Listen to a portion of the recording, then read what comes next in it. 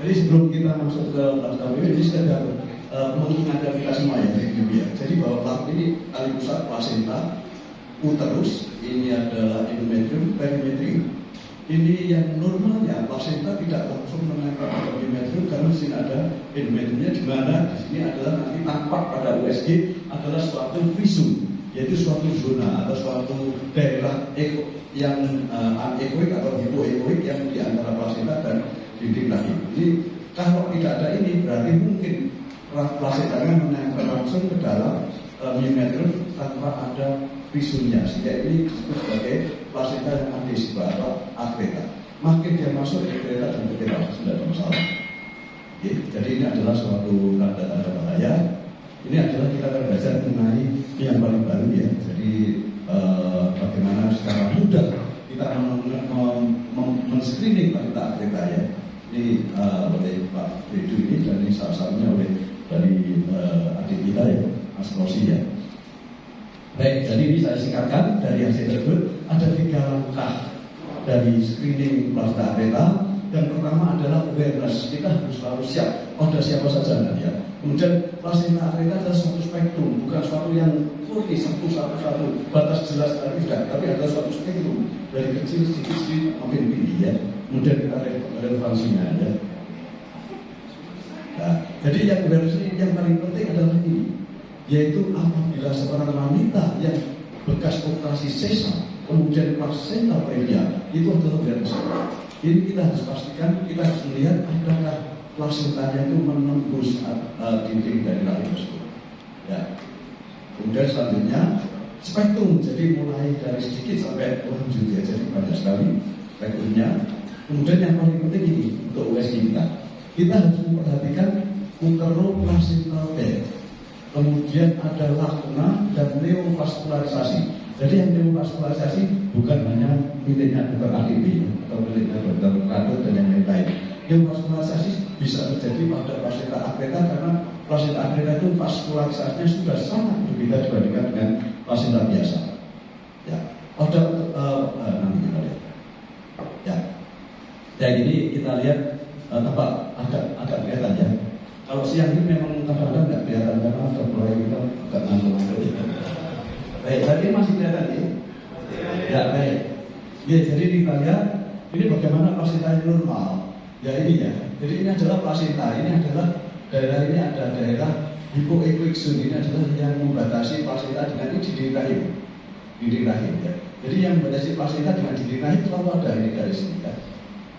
Kemudian kalau kita pakai aliran color, maka kenapa? Tampaknya yang pada yang normal adalah demikian. Jadi pada yang plasentanya, dia subplasenta itu aliran darahnya ke arah sejajar ke sana. Kemudian yang pada dinding rahim juga sejajar. Jadi antara dua pembuluh darah ini tidak boleh ada yang menggandengkan. Kalau dia menggandengkan berarti mungkin di sini ada defect. Kalau ini garis lurus saja sejajar saja, walaupun ini plasenta previa, rasanya tidak ada masalah. Jadi kita lihat ini ya. Kemudian kita mulai agak lanjut sedikit. Ini kita lihat. Kita lihat ya. Ini plasenta. Plasenta di sini sudah mulai tepinya sudah mulai tidak jelas ya. Hypoechoic zone-nya ya. Kemudian ini adalah vesika. Ini ada dinding rahim. Di sini pembuluh darahnya di baliknya plasenta ini. Di baliknya plasenta ini sudah mulai ya, subplasenta hypervascularity mulai ada. Kemudian di sini dindingnya pembuluh darahnya sudah mulai agak bergandengan. Ya, kita lihat. Dan ini sama ya. Kita lihat ya. Jadi ini sudah mulai bergandengan. Jadi sangat berbeda dengan tadi ya. Kalau tadi kan pembuluh darah yang di sini sama yang di subplasenta itu sejajar. Jadi pembuluh darahnya sopan ya, dua-duanya. Kalau ini sudah saling ya, baik. Nah, kita lihat ya. Nah, ini makin lama makin vaskularisasinya makin meningkat. Ya, kita lihat. Subplacental hypervascularity makin membesar. Sedangkan di sini di myometriumnya juga banyak. Nanti ada lagi neovaskularisasi kalau dia itu sudah agak menembus ke sana, yaitu neovaskularisasi pada mukosa bladder. Itu nanti kita lihat ya. Kita bisa lihat. Ya ini ya, jadi ini adalah Subvascular hypervascularity ini adalah leadernya di sini ya, Pak ya. Ini sudah agak kacau ya di sini ya. Sudah mulai ada penumpuan pembuluh darah ya. Jadi penumpuan ini adalah yang hypervascularity, yang penumpuan pembuluh darah yang mulai ada yang dari plasenta menuju ke dinding rahim ke arah vesika ini yang disebut sebagai bridging vessel. Ya, ini kita akan lihat makin jelas lagi kalau dia makin berat. Ya, ini kita lihat sebelum ini kita lihat ada dua pembuluh darah tadi ya tadi, tetapi dua pembuluh darah ini kita lihat ini sudah mulai ada yang menghubungkan. Ini yang disebut sebagai bridging vessel. Ya, mulai ada yang menghubungkan. Ya, jadi kita lihat jelas lagi ya. Dari dua pembuluh darah, kemudian dari dua pembuluh darah yang subplasenta sebagian masuk ke dalam dinding rahim. Ya, masuk ke dalam dinding rahim ya. Jadi ya ini tanpa jadi yang pakai color yang pakai color ya, tanpa lebih jelas ya, jadi pembuluh darah ya. Baik, bahasanya jelas ya. Ya, yang pembuluh darahnya ini yang menyeberang ini adalah bridging vessel. Nah, ini yang disebut pembuluh darah yang awalnya lurus dua, kemudian ada pembuluh darah yang menyeberang ini disebut sebagai real sign. Jadi real sign adalah pembuluh darah ini. Kalau ada real sign, artinya di sini ini pembuluh vesikanya, ini dinding vesikanya sudah mulai mukosanya naik, mukosanya tidak rata lagi seperti tadi.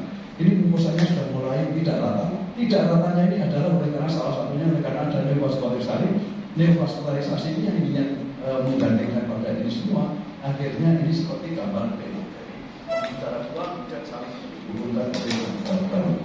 Ini yang disebut sebagai real sign. Kalau ada real sign berarti ini adalah plasentanya sudah melewati dinding perineum, dinding dari perineum. Ya, jadi ini tadi ya. Jadi real sign ya, jadi ini korupsi ya, dari Taiwan. Jadi ini adalah hipervaskular, subplasenta, subvaskular hipervaskular. Kemudian ini adalah uterovesika hipervaskular. Ini adalah vesika, ini adalah neovascularisasi itu nomor 3. Nomor 4. Ya, nomor 4. Nomor 3 ini bridging. Jadi ini adalah seperti kereta. Ya, kereta. Jadi kita lihat bahwa sebetulnya ada dua space, yaitu space antara plasenta dan dinding rahim, subplasenta hypoepizul atau epizul, kemudian antara myometrium dan dinding vesika. Ya, jadi ini juga ada space-nya. Ya. Nah, ini space-nya dua-duanya nanti akan hilang kalau dia itu plasentanya makin masuk. Ya, ini kita lihat. Ya, di sini ya. Ini makin masuk ya. Kemudian di sini lakunanya dari tadi ini jauh lebih besar. Lakuna yang disebut abnormal, bila lakunanya itu bentuknya bisa aneh, bentuknya bisa dan besar, ya. Itu yang mesti kita ingat. Kalau bentuknya bisa dan besar, maka ini adalah lakuna yang abnormal. Kemudian di antara lakuna dan dinding dari tepi plasenta tadi dan ke arah myometrium ada yang menggandengkan, ada yang menghubungkan pembuluh darah antara lakuna dan dinding subvaskular ini yang disebut sebagai feeder vessel. Ya, jadi yang menggunakan atau yang menghubungkan antara lakuna dengan dinding. Ya, kalau demikian berarti ini sudah ada lakuna yang abnormal, ya, lakuna yang abnormal, ya betul. Kemudian yang ini adalah subplasenta hypervascularity, ya. Kemudian di sini dinding ada feeder vesselnya itu, ya feeder vesselnya yang menghubungkan antara lakuna dan dinding yang ke arah myometrium. Ini adalah feeder vessel.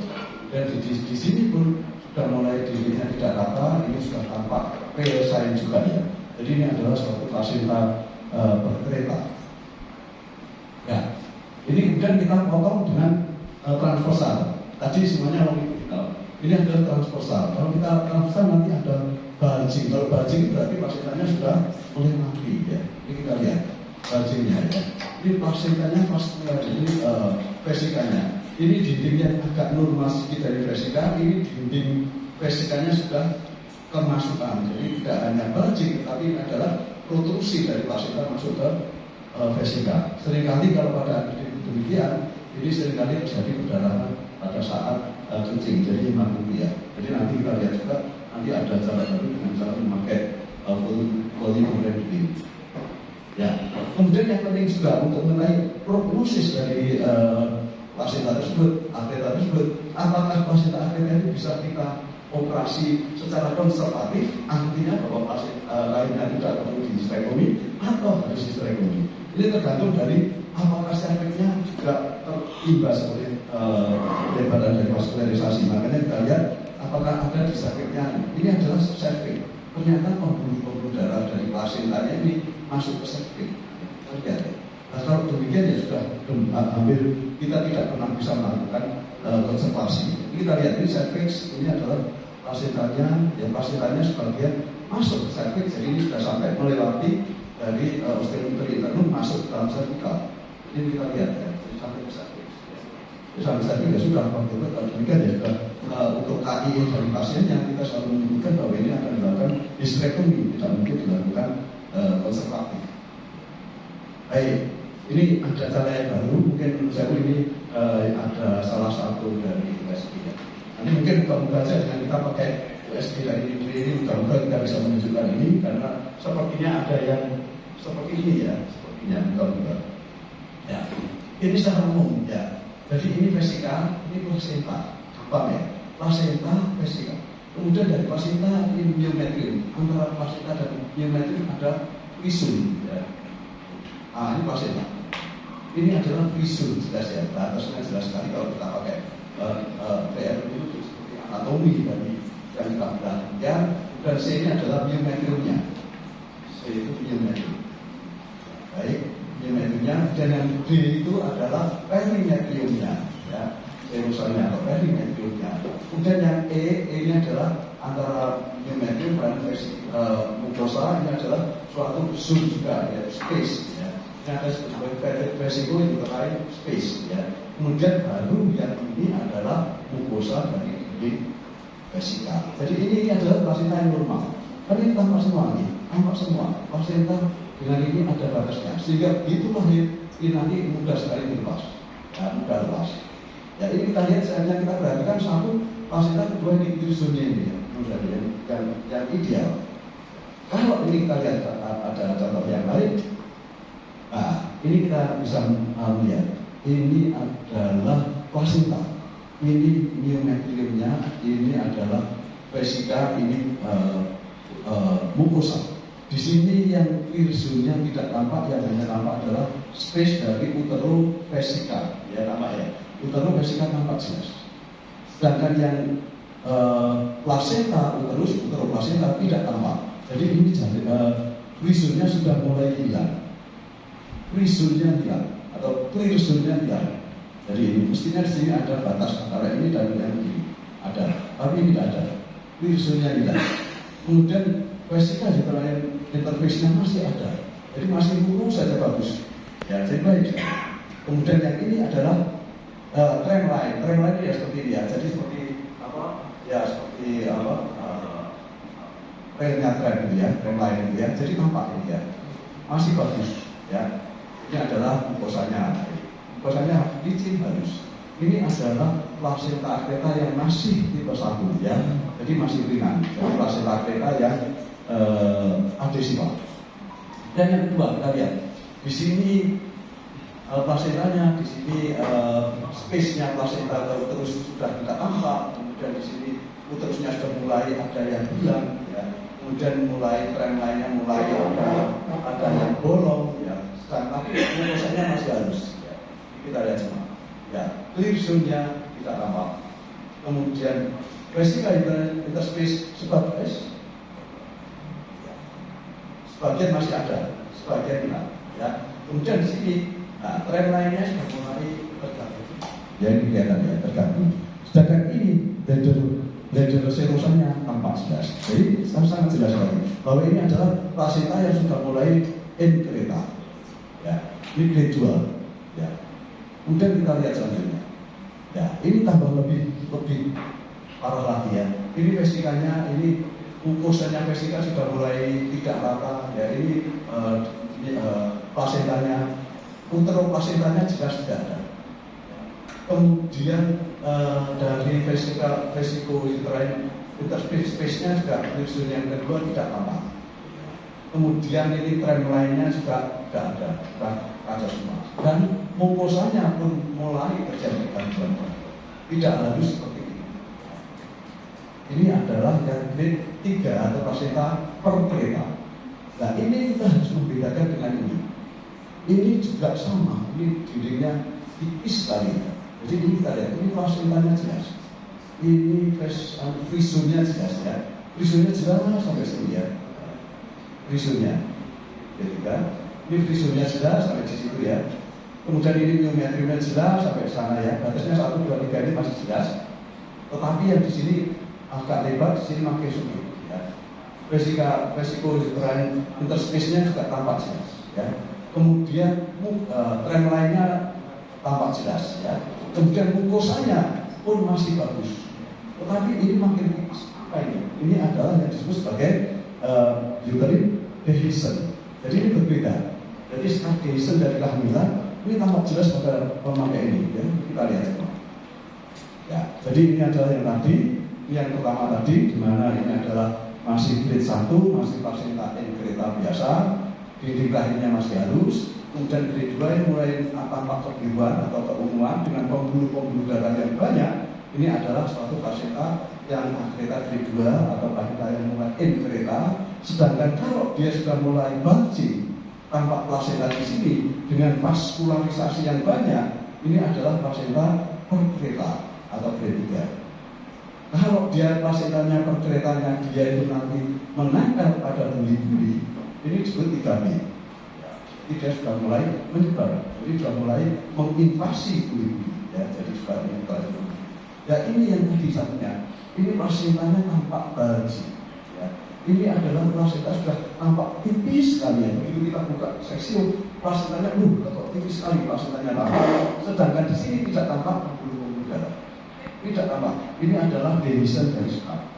Ini dehiscence dari sekarang tidak ada masalah. Kalau ini kita di seksium secara umum tidak ada masalah karena dehiscence placenta tidak ada pembuluh darah sehingga tidak akan menyebabkan perjalanan yang banyak. Itu yang seringkali dikelirukan dengan placenta percreta atau percreta. Sehingga wah banyak percreta saya kerjakan ternyata tidak ada perdarahan. Jadi seringkali kalau demikian ya. Padahal bisa sangat mudah dibedakan dengan pemeriksaan patologi anatomi. Ya, nah, ini tadi ya.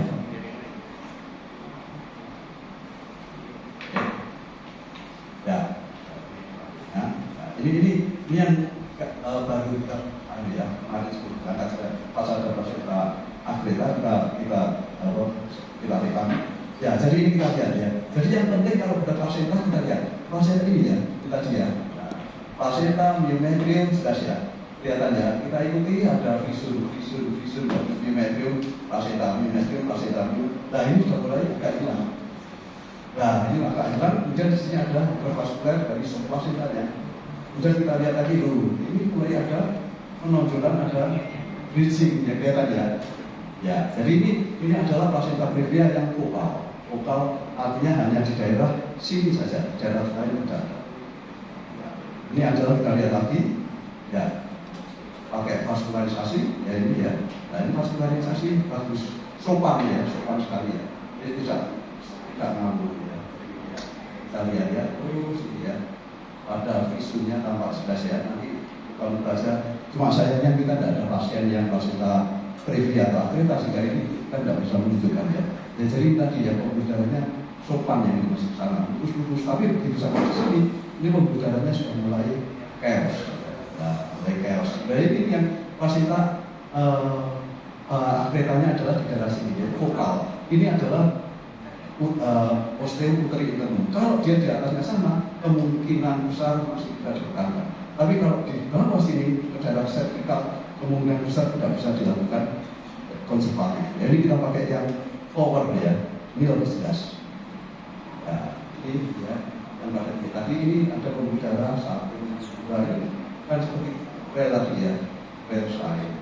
Jadi ini yang pembuluh darah yang vaskularisasi yang juga sama-sama vesika ini. Nanti kita tambahkan. Jadi 1, 2 ini ada 1 pembuluh darah sini. Jadi ada ada pembuluh darah yang sakit adalah real sign. Nah ini mungkin bisa kita tambahkan. Nah ini tampak ya, yang di mukosa vesika ini ya, pembuluh darahnya ya, di mukosanya ya. Nah ini adalah neovaskular. Kalau ada di sini berarti dia pasiennya sudah menembus dari hidung itu. Ini ya, biar aja. Jadi ini kita potong dengan secara transversal. Bulan kemarin itu berangkat kita pasien. Nah sekarang power droplet, nanti di sini rasanya insya Allah bisa ada semua ya. Power droplet bagaimana kita menunjukkan? Karena di sini ini adalah pembuluh darah yang subplasenta. Ini adalah plasenta, ini adalah amniotic ini adalah vesika. Nanti ada pembuluh darah yang di mana ini adalah plasenta normal atau plasenta yang tidak normal. Nah ini dari mini B ya, itu yang nempel juga ini ya, mungkin ya. Jadi ini kiriman dari ini. Jadi ini kita lihat, ini adalah ini plasenta, ini vesika. Ini ketuban, ini amniotic. Ini kita lihat pembuluh darahnya ya. Dan pembuluh darah pada plasenta yang normal itu bentuknya sejajar semua, seperti radial. Karena di sini ada pembuluh darah dari kotiledon yang dari sisi fetal, kotiledon ke arah sana, ya. Dan ada yang dari sisi maternal yaitu dari DC2 yang ke atas. Ini adalah intervillus pembuluh darah intervili. Jadi intervili ini adalah pembuluh darah dari kotiledon, tapi keduanya walaupun sepertinya jejer ini ya, tapi ini berbeda-beda, tidak saling berhubungan. Kalau demikian ini adalah plasenta yang normal, ya tidak berhubungan. Ya ini tali pusat, ini bayinya juga di sini ketuban. Tali pusat ini pembuluh darah yang di superficial dari plasenta. Jadi kita lihat yang dari superficial sana ini adalah pembuluh darah kotiledon, sedangkan yang dari basic 2 ini adalah pembuluh darah intervili. Ini sama ini tidak saling berhubungan. Ini adalah plasenta yang normal. Tetapi kalau nanti ini adalah plasenta yang tidak, ini yang normal ya. Sekali lagi normal ya. Jadi ini kan tampak kalau dengan power lebih jelas. Ini yang kotiledon, ini yang dari ini kotiledon, ini yang dari intervili. Jadi tidak saling berhubungan. Ini pembuluh darah janin, ini pembuluh darah, jadi tidak saling berhubungan. Ya. Nah ini bagaimana kalau ini sekali lagi ini masih normal. Baik, pembuluh darah kotiledon yang intervili, DC2 dari permukaan janin, ya sama. Ya ini kalau ini di sini kan masih lurus. Tapi kalau dia sudah mulai chaos, sudah mulai kacau, jadi sudah mulai saling tinggi menunduk demikian, ini adalah merupakan gambaran dari plasenta aktiva. Ya. Ini juga kita lihat juga, ya. Jadi harus, ya, iya. Jadi ini jenisnya, ini saja ya. Ini ada apa namanya bridging tadi, ini ada pembuluh darah yang sana di sini ya. Kemudian kita lihat, ya, pakai 3D color. Ya ini adalah pembuluh darahnya saling berhubungan. Dan kalau saling berhubungan ini adalah plasenta aktiva. Baik, barangkali itu sehingga kita yang perlu kita ingat untuk plasenta aktiva yang di bidang USG ini tadi Dr. Ruswil sudah mengingatkan kita semua pada semua kehamilan awal. Kalau kita mau USG kita lihat di mana kantong gestasi itu berada. Kalau dia di daerah separuh atas yaitu ke arah kudus aman. Karena rasanya tidak memiliki plasenta previa. Tetapi kalau kantongnya di separuh bawah di sekitarnya osteoputri itu, maka mungkin plasenta previa. Kalau dia itu poseksio, plasenta previa dan poseksio mesti ovarian juga. Jadi itu adalah kemungkinan adalah kehamilan yang nanti akan menghasilkan plasenta previa dan aktiva yang bila nanti tambah lagi yaitu kehamilan yang dinis, maka tadi ya yang disebut sebagai cesarean pregnancy. Jadi kemudian yang kedua pada kita ingat uteroplacental tadi ya. Kita selalu melihat visumnya. Jadi ada beberapa studi tadi yang kayaknya kita harus ingat. Kalau kita ingat itu kita bisa membedakan dengan baik. Kemudian lakunanya yang disebut lakuna normal, bila lakuna itu bentuknya banjar. Kemudian ada yang hipoekoik, sisinya ada yang hipoekoik. Kalau hipoekoik berarti mungkin dia ada sesuatu, misalkan pada trombos dan yang lain-lain, infak dan yang lain-lain. Tapi kalau yang hipoekoik berarti dia adalah lakuna yang normal. Tetapi kalau abnormal, berarti bentuk sudah jumlahnya banyak dan bentuknya tidak normal, tidak wajar, bisa ya. Dan tanda-tanda neovascularisasi. Jadi itu yang mungkin bisa kami sampaikan. Monggo barangkali kalau misalkan ada pasien, saya ini tidak ada pasien trivia ya. Kalau ada akhirnya akan lebih mudah sekali kita menunjukkan yang tadi real set dan yang lain-lain lebih mudah. Pasien trivia misalkan nanti kita tunjukkan mana garis yang 6 garis tadi sebetulnya juga bisa, tapi sayangnya tidak ada juga yang pasien trivia ya apapun juga untuk barangkali ada yang untuk demo, ada demo tidak ada